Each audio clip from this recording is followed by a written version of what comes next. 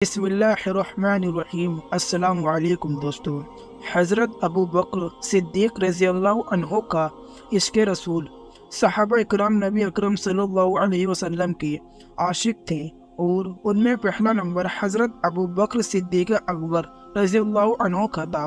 حافظ ابن حجر رحمۃ اللہ نقل کرتے تھے کہ ایک محفل میں حضور اکرم صلی اللہ علیہ وسلم نے ارشاد فرمایا، مجھے تین چیزیں بہت محبوب ہے: خوشبو، نیک بیوی اور میری آنکھوں کی ٹھنڈک۔ نماز میں ہے۔ حضرت ابو بکر صدیق رضی اللہ عنہ فوراً بول اٹھے، اے اللہ، اے محبوب صلی اللہ علیہ وسلم، مجھے بھی تین چیزیں بہت محبوب ہے: آپ کے چہرے انور کو دیکھتے رہنا، دوسرا آپ صلی اللہ علیہ وسلم پر اپنا مال خرچ کرنا، اور تیسری یہ کہ میری بیٹی آپ کے نکاح میں ہے۔ اب ذرا تینوں باتوں کا اندازہ لگائیے کہ ان کا جڑ اور کون بنتا ہے۔ وہ نبی اکرم صلی اللہ علیہ وسلم کی ذات اقدس۔ جب ہجرت کا حکم ہوا تو نبی اکرم صلی اللہ علیہ وسلم حضرت ابو بکر رضی اللہ عنہ کے گھر تشریف لے گئے۔ حضرت ابو بکر رضی اللہ عنہ کے دروازے پر دستک دی تو فوراً حاضر ہوئے۔ آپ صلی اللہ علیہ وسلم نے حیران ہو کر پوچھا، اے ابو بکر، کیا آپ جاگ رہے تھے؟ عرض کیا، جی ہاں، کچھ عرصے سے میرا دل محسوس کر رہا تھا کہ جلدی ہی آپ صلی اللہ علیہ وسلم کو ہجرت کا حکم ہوگا، تو آپ صلی اللہ علیہ وسلم ضرور مجھے اپنے ساتھ لے جانے کا شرف عطا فرمائیں گے۔ بس میں نے اس دن سے رات کا سونا چھوڑ دیا کہ کہیں ایسا نہ ہو کہ آپ تشریف لائے اور مجھے جاگنے میں دیر ہو جائے۔ جنگ تابوت کے موقع پر نبی اکرم صلی اللہ علیہ وسلم نے حکم فرمایا کہ جہاد کے لیے اپنا مال پیش کرو۔ حضرت عمر رضی اللہ عنہ اپنے گھر کا آدھا مال لے آئے اور سوچتے رہے کہ آج میں حضرت ابو بکر رضی اللہ عنہ سے نیکی میں بڑھ جاؤں گا۔ لیکن جب صدیق اکبر آئے تو نبی اکرم صلی اللہ علیہ وسلم نے پوچھا، اے ابو بکر، آپ نے پیچھے اپنے بیوی بچوں کے لیے کیا چھوڑا ہے؟ عرض کیا، اپنی بیوی بچوں کے لیے اللہ اور اس کے رسول کو چھوڑ آیا ہوں۔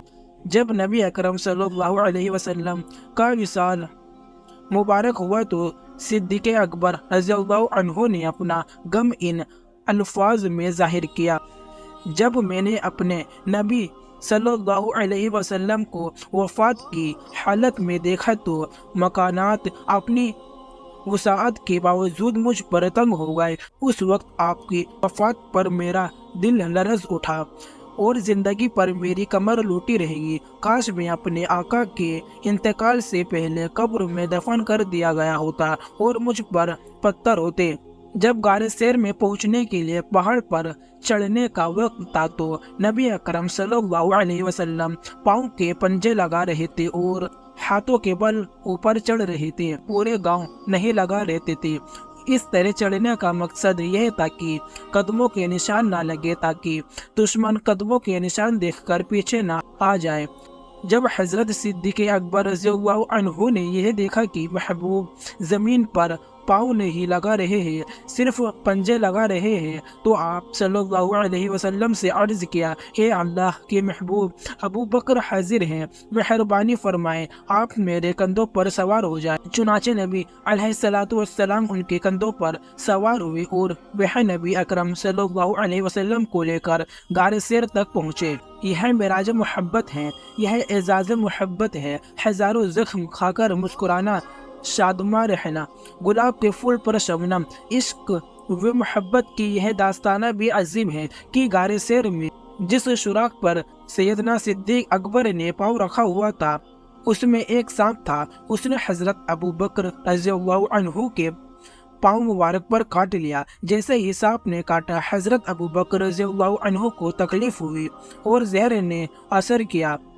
آدن کی وجہ سے زبان سے کوئی لفظ نہ نکلا کہ کہیں میرے محبوب صلی اللہ علیہ وسلم کی نیند میں خلل نہ آ جائے، لیکن درد کی وجہ سے آنکھوں سے آنسو آ گئے اور یہ شہادت کی اللہ تعالی نے حضرت ابو بکر رضی اللہ عنہ کو دینے تھی کہ جب آنسو گرا تو زمین پر نہیں بلکہ نبی صلی اللہ علیہ وسلم کے مبارک گال پر گرا۔